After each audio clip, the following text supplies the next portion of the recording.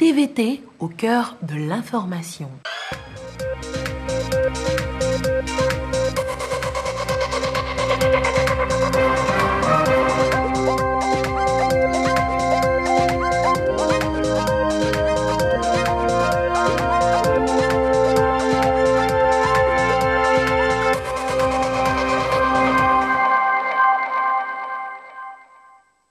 Merci de votre attention. Dans l'actualité ce mardi, les conclusions de la première séance de discussion hier au dialogue intertogolais.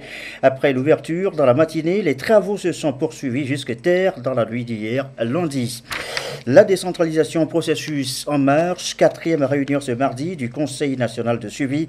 La loi relative à la décentralisation et aux libertés locales, entre autres, a été sur la table aujourd'hui à Théviers, en présence du Premier ministre Commissaire Lom Classou. Enfant de l'air pour votre fin de soirée avec les coups de pinceau de Steven. Amoureux de l'air, jeune homme, il taille du bois, lui donne une identité. Découverte en fin de journal ce soir. Restez avec nous. Voilà, madame, monsieur, le sommaire de cette édition. Bienvenue aux 20h.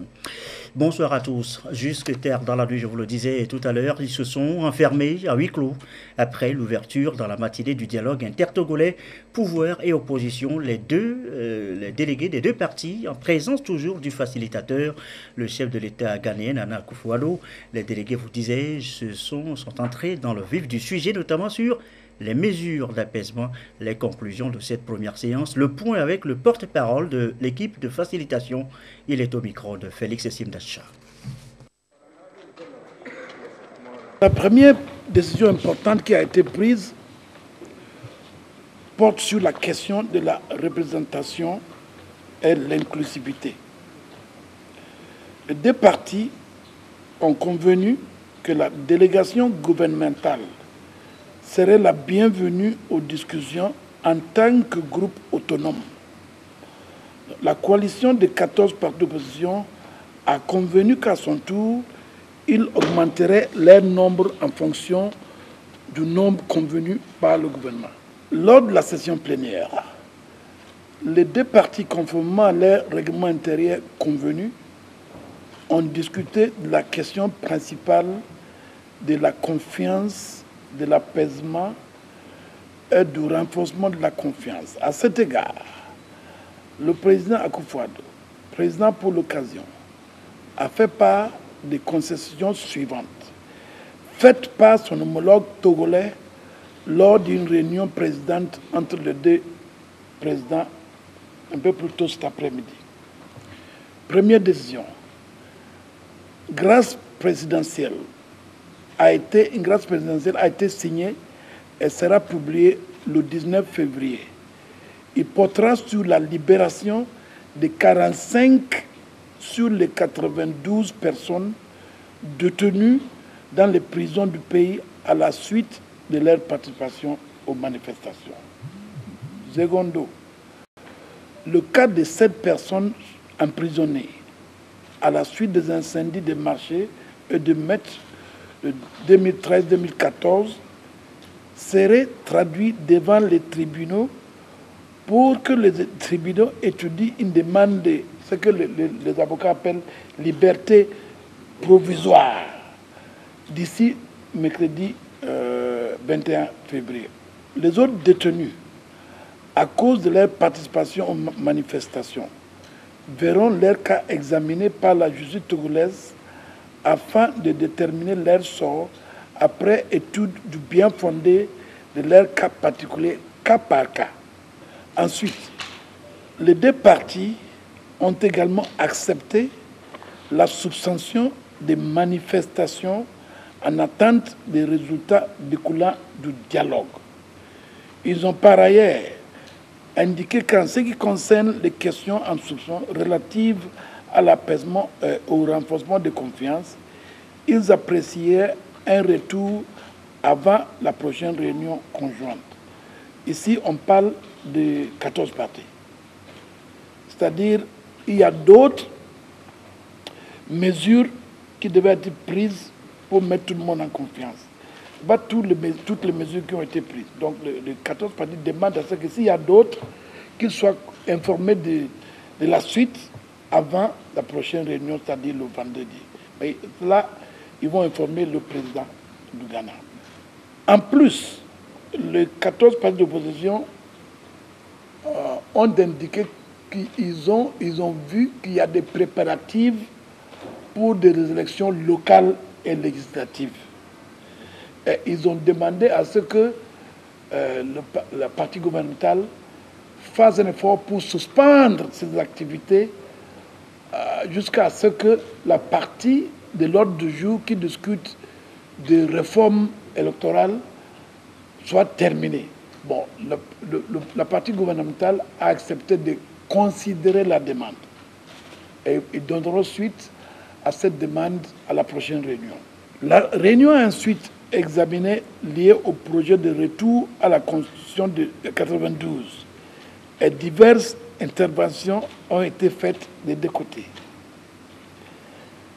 Ensuite, la séance a été suspendue pour que le président Akufo-Addo puisse avoir des réunions bilatérales avec des deux groupes. Pour conclure, il a été convenu de reporter nos délibérations à 14 h le 23 février pour des discussions ultérieures. Voilà l'essentiel des décisions qu'on a prises aujourd'hui durant notre réunion. Et voilà donc le point sur les travaux. La première séance des discussions hier, reprise, vous l'avez entendu, des discussions vendredi à 14 h. Notre deuxième titre ce soir, la décentralisation. Le processus suit son cours. Quatrième réunion ce mardi à Thévié du Conseil national de suivi de la décentralisation en toile de fond, les libertés locales. La loi a été votée en janvier dernier. Également à l'ordre du jour, le ressort territorial et chef-lieu des communes, des régions, avec à la clé le bilan à mi-parcours du processus. Travaux en présence du Premier ministre, commissaire Classou. Les précisions, Lucassi et Demsosoupo. Jour après jour, le processus de décentralisation au Togo se concrétise et se renforce. Le Conseil national de suivi de la décentralisation, avec à sa tête le Premier ministre commissaire Classou, s'engage à favoriser un processus inclusif. Asseoir les bases de la décentralisation qui balise la voie à l'émergence d'une démocratie de proximité. Un concept qui permettra aux élus locaux, près de 1500, de jouer pleinement leur rôle pour un développement participatif. Le processus suit son cours et le Conseil tient ici à Thévié, chef-lieu de la région maritime, sa 4e rencontre délocalisée. Le point est fait sur les avancées enregistrées. Déjà depuis 2015, où le comité qui a été installé pour étudier la feuille de route de la décentralisation, tout juste après les 6, 7 et 8 décembre 2016, qui ont servi aux journées de la décentralisation, tout juste après les recommandations qui ont été faites, ont été mises en œuvre par le chef de l'État. Aujourd'hui, c'est la loi 2018-003 qui vient nous indiquer la conduite à tenir en matière de décentralisation. Ce qui veut dire que beaucoup de choses ont été faites et que la décentralisation est mise en marche. Ce que nous attendons de la population, c'est de travailler avec sa mairie. C'est de payer les taxes pour que la mairie puisse vivre. Le gouvernement, pour ce faire et marquer sa bonne volonté à aller à des élections locales libres et transparentes, a mis en branle tout un arsenal juridique relatif à la décentralisation. En témoignent les décrets du 20 et 22 décembre 2017 qui fixent le ressort territorial et chef-lieu des communes des régions. Et récemment, le décret du 1er février 2018 en application à la loi relative à la décentralisation, aux libertés locales d'une part et d'autre part à la création des communes. Ce pas supplémentaire et déterminant qui vient d'être posé corrobore la détermination du chef de l'État qui s'est toujours inscrit dans l'action et la responsabilité.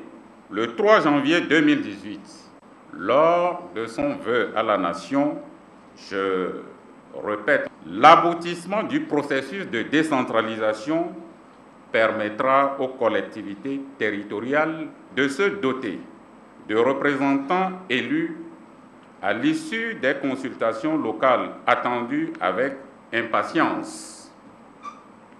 C'est une excellente occasion pour les nombreux talents, jeunes, femmes et hommes de qualité, de se mettre au service de leurs communautés respectives et de la nation tout entière, en prenant en main la démocratie et la gouvernance à la base. Fin de citation.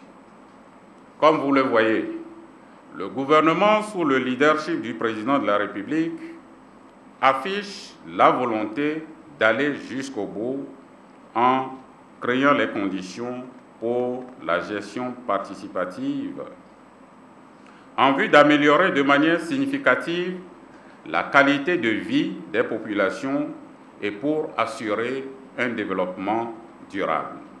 Un développement durable qui passe aussi par la stabilité du climat sociopolitique. Et c'est justement à ce titre que les acteurs politiques se retrouvent pour un dialogue intertogolais voulu par le président de la République, à en croire le chef du gouvernement, comme Selom Klasso. Dans cette dynamique prometteuse, comment ne pas remercier Dieu Tout-Puissant d'avoir permis l'ouverture du dialogue intertogolais hier entre les différents acteurs politiques de notre pays.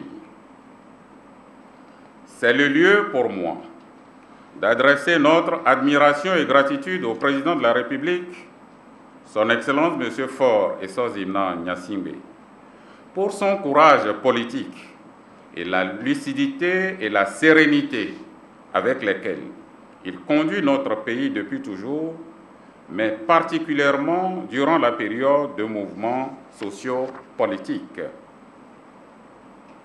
Nos profondes et différentes gratitudes vont à son Excellence, M. Nana Addo Dankwa Akufo-Addo, président de la République du Ghana, pour la facilitation très doigtée avec laquelle il concilie les points de vue des différents acteurs au dialogue. C'est une contribution significative et à la fois un indicateur de garantie qui nous amène davantage vers la concrétisation de la décentralisation dans notre pays. Le Conseil national de suivi de la décentralisation se trouve être un cadre incubateur où membres du gouvernement, partenaires, leaders communautaires, acteurs privés et la société civile se retrouvent pour échanger, envisager si possible d'autres perspectives dans le but de parfaire le processus en cours. À cet effet, il amende, enrichit et valide les projets et teste avant leur formalisation. Un accord très pratique pour les étudiants des universités de Lomé au Togo et d'Abomey-Calabi au Bénin.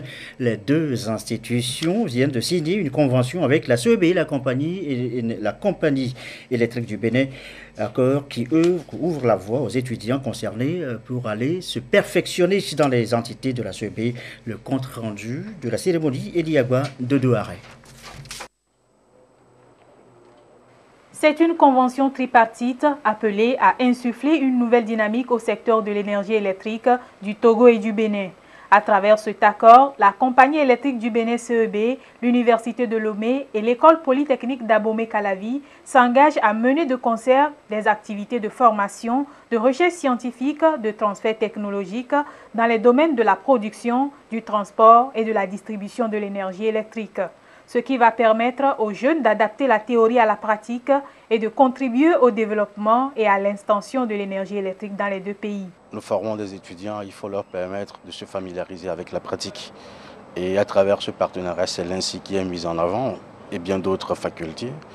Et que nos étudiants viennent faire des stages avec la CEB, qu'ils fassent des stages de sortie aussi avec la CEB, que nous puissions faire des formations à la carte au profit de la CEB. Voilà l'essentiel, sans oublier aussi les projets communs qui seront développés au titre de ce partenariat, en n'oubliant pas non plus que nous devons rechercher des financements pour réadapter nos formations au regard de la réforme LMD. La CEB a un centre de formation pratique. Grâce à ce centre, nos étudiants vont séjourner, ils vont travailler dans de bonnes conditions avec un appui technique renforcé. Et de même aussi les collaborations dans le domaine de l'encadrement co-tutelle des mémoires aussi bien des thèses de doctorat. Nous devons ensemble, à trois, se mettre ensemble pour mobiliser des ressources, pour pouvoir quand même former les futurs de demain, les futurs dans le domaine de l'énergie électrique. La CEB, organisme international de production et de distribution de l'énergie électrique au Togo et au Bénin, dispose de moyens adaptés aux nouvelles technologies de l'heure pour un encadrement technique pratique des étudiants en génie électrique des deux universités. Elle compte compléter la formation théorique offerte à ces jeunes à travers son centre de formation professionnelle et de perfectionnement. Nous allons vers le marché ouvert de l'électricité en Afrique de l'Ouest. C'est-à-dire que quelqu'un peut être à Dakar et vendre de l'électricité à un industriel à Lomé et vice-versa. Donc nous allons vers un marché très ouvert, très compétitif et chaque entreprise se doit donc de réunir tous les atouts qui lui permettent de rentrer dans ce marché-là avec succès. Nous avons identifié les universités d'Abomey-Calavier et l'université de Lomé comme étant des atouts naturels qu'on n'a pas su pendant longtemps exploiter. Nous nous sommes ressaisis, nous avons parlé avec eux et nous pensons que, en relation avec les universités, nous serons toujours les meilleurs. Les trois parties ont signé un contrat de 5 ans renouvelable. Contrat qui va permettre de répondre aux multiples besoins du sous-secteur de l'énergie. Les deux universités s'engagent aussi à mettre en place de nouvelles filières de formation pour le développement de l'énergie électrique au Togo, au Bénin et dans le reste des pays de la sous-région ouest-africaine. Les femmes togolaises appelées à s'investir plus dans la gestion de la chose publique. Appel du ministère de l'Action sociale à l'approche du 8 mars, Journée internationale de la femme.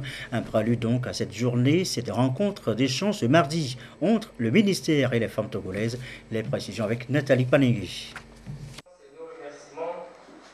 Le ministère de la Promotion de la Femme informe sur les activités devant marquer la célébration du 8 mars 2018, une journée dédiée à la femme.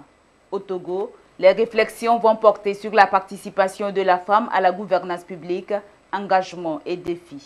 J'attends que la femme togolaise prenne beaucoup plus confiance en elle à partir de ces échanges-là, qu'elle reconnaisse sa capacité et qu'elle puisse assumer à la fois ses charges professionnelles et ses charges privées pour pouvoir contribuer à sa promotion et en même temps au développement de la nation.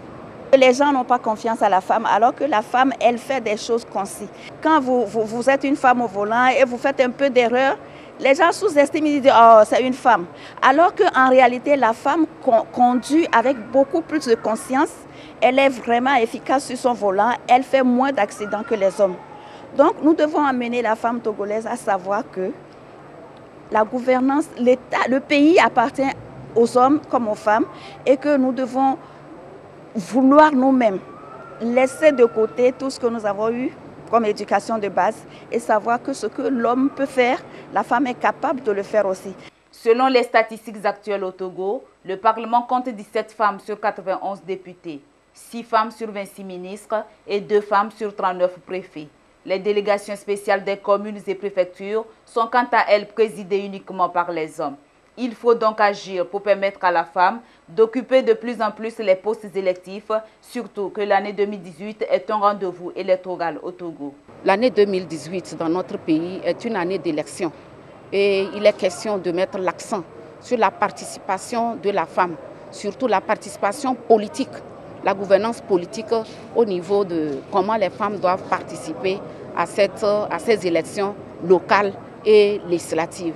Donc tout le monde doit mettre la main pour que les actions, produire des actions concrètes, mobiliser les femmes et pourquoi pas les hommes aussi pour qu'au cours de ces élections, les femmes soient majoritairement représentées dans les instances de prise de décision. La célébration de cette année se veut une stratégie qui consiste à mobiliser aussi bien les hommes que les femmes elles-mêmes pour soutenir et encourager les initiatives féminines dans tous les processus électoraux de 2018. Vigilance, vigilance. L'Office central de répression du trafic illicite des drogues et du blanchiment appelle à la vigilance. Il vient de démanteler un réseau de production de vrais faux documents administratifs. Et ce n'est pas tout. Suivant ce reportage de Tabitha Siakapo et Clarisse Aticlé. Ces documents, en majorité des pièces d'identité, des documents de voyage, documents administratifs et financiers, sont tous faux. Parmi eux, les quitus fiscaux, les cartes nationales d'identité, les permis de conduire, les cartes de séjour et visas au profit des personnes de diverses nationalités. Il y a également des timbres falsifiés, des attestations et relevés de banque et des faux chèques de voyage. Ils sont l'œuvre d'un réseau international de faussaires opérant dans la ville de Lomé. Une enquête ouverte par l'Office central de répression des drogues et du blanchiment pour introduction de faux documents administratifs et financiers dans les dossiers de demande de visa Schengen a permis d'interpeller les nommés Badjouma Nassam Touré et Géraldo Abdoulaziz Kossi Elike les 16 et 25 janvier dernier.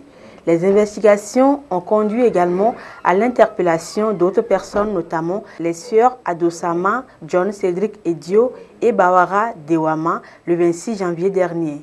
Ces individus, tous de nationalité togolaise, ont été très astucieux en imitant les signatures des responsables et des cachets de structures privées comme étatiques grâce à un matériel informatique très sophistiqué. Ils ont été présentés à la justice pour répondre de leurs actes conformément aux dispositions légales en vigueur. L'Office central de répression des drogues et du blanchiment a présenté aussi 11,062 tonnes, soit 1355 cartons de détergents de marque Omo contrefaite saisis au grand marché de Lomé.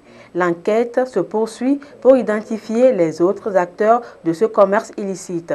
La population est donc appelée à plus de vigilance et à la collaboration afin d'aider les forces de l'ordre à mettre fin à ces pratiques qui nuisent à la santé et à l'économie.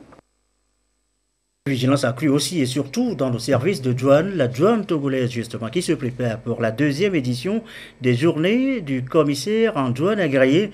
C'est maintenant dans quelques jours, annonce faite ce mardi à Lomé lors d'un point de presse. On va en savoir un peu plus avec Sergine Raimondo et Carmen Madjiakapo. Du 28 février au 2 mars prochain auront lieu les journées du commissionnaire en douane agréé. Des journées placées cette année sous le thème « Quelle protection juridique pour le commissionnaire en douane agréé ?» Les professionnels des médias reçoivent ici la primeur des informations. Elle sera marquée par un certain nombre de communications et puis une réunion entre les commissionnaires en douane agréés de l'espace UMOA. Tout est parti des recommandations des états généraux de la profession organisée en 2013. Où il a été question de faire connaître un peu plus la profession de commissionnaire en douane agréé.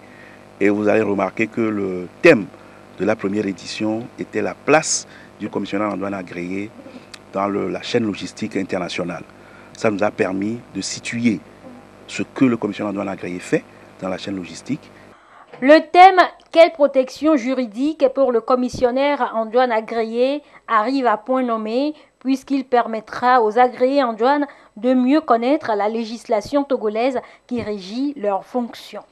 À un certain moment, le commissionnaire en douane agréé s'est senti pas du tout protégé. Donc on veut mettre en avant cette frilosité que nous avons et pour attirer l'attention des uns des autres que nous avons besoin d'être protégés juridiquement parce que notre travail nous expose à un certain nombre d'excès. Cette rencontre avec la presse a également permis aux responsables de l'Union professionnelle des agréés en douane du Togo, UPRAD, de faire le bilan de la première édition.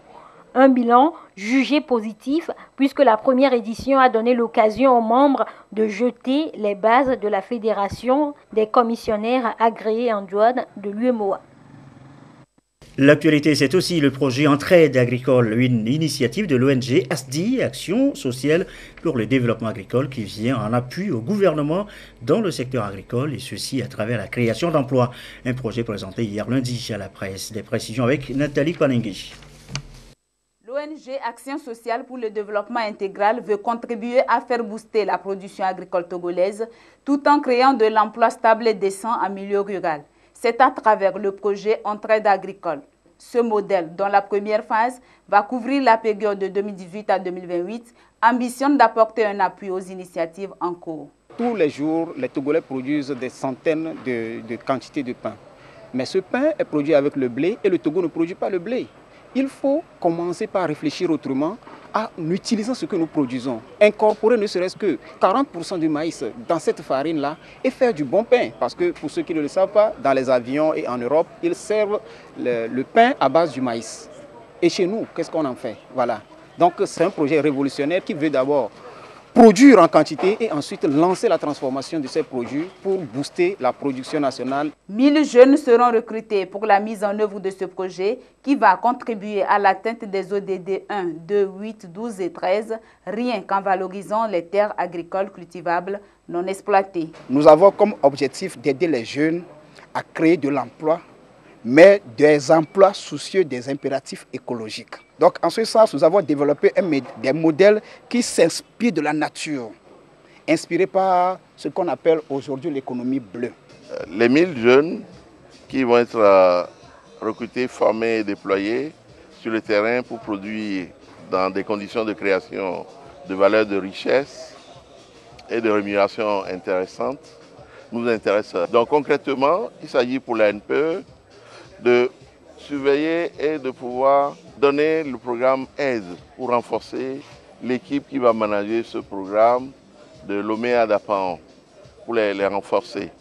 En clair, Entraide agricole se veut une solution pour résoudre le problème de la pauvreté au Togo. Cette initiative intègre la dimension de la sécurité alimentaire en produisant des céréales à haut rendement et des légumineuses. L'autre volet pris en compte par ce projet est le reboisement, ceci en vue de combattre les changements climatiques. Et comment booster la filière maïs-soja dans la région des Plateaux? C'est un secteur porteur de projets aujourd'hui. Il emploie plus de 3000 jeunes sur place et il est justement question aujourd'hui d'en employer davantage. D'où d'ailleurs la réflexion ici avec les responsables du projet Paillège SP, projet d'appui à l'employabilité, à l'insertion des jeunes dans les secteurs porteurs. Et alors, ça donne quoi, Sylvain Abdou? Envisagé pour créer 150 000 emplois indirects et 20 000 emplois directs, le projet d'appui à l'employabilité et à l'insertion des jeunes dans les secteurs porteurs lancé par le chef de l'État en 2016 a déjà intégré autour de 12 entreprises structurantes, 8 600 jeunes, dont 3 500 pour la G4, entreprises engagées dans l'orientation pour la production du soja bio. Et ce sont tous les acteurs de cette chaîne de valeur, producteurs, semenciers et techniciens, qui évalue ici le chemin parcouru dans la mise en œuvre de ce projet pour la filière soja en vue de faire une analyse et organisation du marché de l'entreprise devant permettre à tous les acteurs de la chaîne de renforcer et resserrer les liens pour accroître le rendement. Il s'agit de voir à partir d'une entreprise structurante, il s'agit d'une entreprise établie, de voir dans sa chaîne d'approvisionnement quels sont les services qu'il dispose actuellement. Et dans la chaîne de distribution, faire l'analyse des mêmes services et voir quels sont les services qui manquent, comment est-ce qu'on peut renforcer les services existants et créer d'autres pour permettre d'améliorer la production, le rendement de l'entreprise. Donc ces services manquants, identifiés et ceux existants renforcés sont des opportunités pour le projet d'insérer des jeunes. C'est donc un projet pilote initié pour renforcer l'employabilité par la promotion de l'entrepreneuriat dans les secteurs porteurs, notamment la chaîne de valeur agricole qui cible les filières de maïs, manioc et soja. Et dans chaque zone de couverture du projet, les structures et institutions de microfinance apportent leur appui et accompagnement par l'octroi de crédits aux bénéficiaires. Nous travaillons avec les coopératives qui sont déjà au niveau de la société J4. Eh bien, nous apportons donc notre apport au niveau financier. Le Paillège SP entend donc apporter une réponse claire aux besoins et aux problèmes de sous-emploi en vue de créer les conditions d'une croissance inclusive à travers le renforcement de l'employabilité. Et les entreprises engagées dans l'encadrement des bénéficiaires saluent déjà le projet mis en œuvre il y a environ 2 ans. Avec l'appui technique et financier du projet Paillège SP, nous arrivons à étendre les superficies au niveau de nos producteurs. Et aujourd'hui, nous avons plus de 3500 producteurs dans les villages sur plus de 6000 hectares. Et nous avons certifié déjà 7200 tonnes de soja biologique. Le gouvernement a donc initié ce projet dans la perspective de réduire progressivement le taux de chômage des jeunes à l'horizon 2020. Il est 20h30, artiste, homme politique, anonyme, c'est tout le Zimbabwe qui a pleuré et qui a accompagné l'icône de l'opposition zimbabwéenne à sa dernière demeure ce mardi à Bouera, son village natal. C'est à 250 km au sud d'Harare, la capitale zimbabwéenne. Morgan Tsvangirai est décédé, et je vous le rappelle, le 14 février dernier d'un cancer du côlon. Au Sénégal, le procès Khalifa Sall est des 7 co-accusés, 5e semaine depuis hier lundi, avec les plaidoiries de la défense très offensive hier mardi. Ils ont jusqu'à demain mercredi pour convaincre le tribunal que leur client n'a rien détourné. Khalifa Sall est en effet accusé de détournement de deniers publics. Le procureur avait requis vendredi 7 années de prison et 5,5 milliards de francs CFA d'amende à l'encontre du député maire de Dakar. Cela dit, retour chez nous au Togo dans le reste de l'actualité, les opérations foraines d'établissement de cartes d'identité aux opérateurs économiques dans les savanes. Beaucoup n'en avaient pas, aujourd'hui c'est fait et c'est bien pour leur commerce, leurs activités. Ils remercient, vous allez les entendre, DOSI et la CNSS qui en ont pris l'initiative. Un reportage de Désiré Aloy. Journée spéciale à la délégation régionale des savanes de la DOSI, devenue très exiguë pour les acteurs du secteur informel venus pour se faire établir une carte nationale d'identité, une opération foraine. Je suis contente tellement de tout ce que DOSI et la Caisse nationale de sécurité nous a fait. Maintenant, j'ai ma carte d'identité, qu'avec la naissance seulement, simplement, j'ai eu ça. Et je peux me déplacer maintenant partout où je veux, sans problème. Je peux aller à la banque sans problème. Je peux créer même une entreprise. Merci au gouvernement, au chef de l'État qui a pensé à nous et que facilement on a eu ça en un rien de temps. Commerçants et artisans qui n'ont pas encore cette pièce ont l'opportunité. La délégation à l'organisation du secteur informel et la Caisse nationale de sécurité sociale, en collaboration avec la DGDN, accordent ainsi une importance aux opérateurs économiques du secteur informel. Dans le processus de formalisation, il faut forcément avoir les pièces d'identité et notamment la carte d'identité qui est la pièce maîtresse qui permet de faire les formalités. Pour la CNSS, l'obtention de cette pièce facilite l'immatriculation et la couverture sociale. Nous estimons que par rapport à ces cartes nationales d'identité, nous pourrons accélérer l'extension de la couverture sociale à ce secteur-là. Si nous attaquons le secteur informel, cela participe à l'inclusion sociale. C'est-à-dire qu'aujourd'hui, la CNSS ne veut épargner aucun secteur. C'est intéressant qu'ils viennent s'immatriculer à la CNSS. Une opération qui est la bienvenue. Jeunes et femmes du secteur informel qui n'ont pas encore cette pièce précieuse l'obtiendront. Un atout important qui leur permet de se lancer dans l'entrepreneuriat et bénéficier du quota de 20% réservé aux jeunes entrepreneurs. Une décision du chef de l'État pour les impulser et contribuer à l'émergence. Un mot de sport avant de refermer cette édition. Écho de nos dames au tournoi UFOAB à Abidjan. Fin de parcours pour les Togolaises. Elles se sont de nouveau inclinées et cette fois devant les Nigériennes sur le score de 3-1 de notre envoyé spécial en Côte d'Ivoire, Jean Ededi.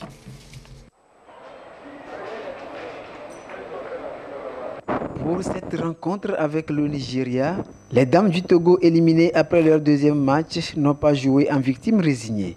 Elles ont produit du jeu et ont contré par moments les adversaires à replier en défense. Les Nigérianes ont dû mettre à profit leur expérience pour prendre le dessus à la 40e minute, but de Imo Inam. En deuxième période, les Verts du Nigeria profitent des erreurs des jaunes en inscrivant 2 buts respectivement aux 48e et 71e minutes. Menées 3-0, les Togolaises ne relâchent guère. Elles réussissent des incursions dans la surface de vérité adverse et obligent le Nigeria à concéder un penalty à la 81e minute. Ouedikou Affi s'en charge et réduit le score pour le Togo.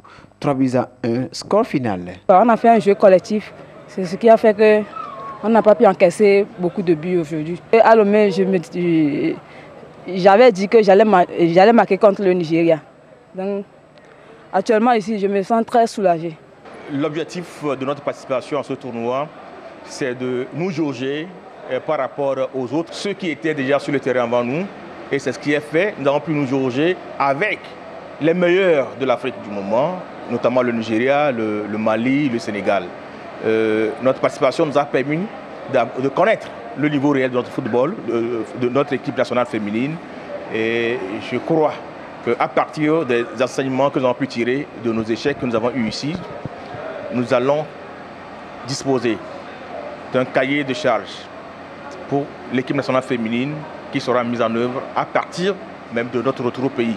Nous n'attendrons pas, le travail va être fait dès le lendemain de notre retour au pays pour que d'ici peu, nous disposions d'une équipe nationale féminine digne de ce nom. Toujours dans la poule B, le Mali a disposé du Sénégal 1-0 et se qualifie pour les demi-finales aux côtés du Nigeria. Pour ces demi-finales, le Nigeria joue le Ghana, tandis que le Mali a rendez-vous avec la Côte d'Ivoire.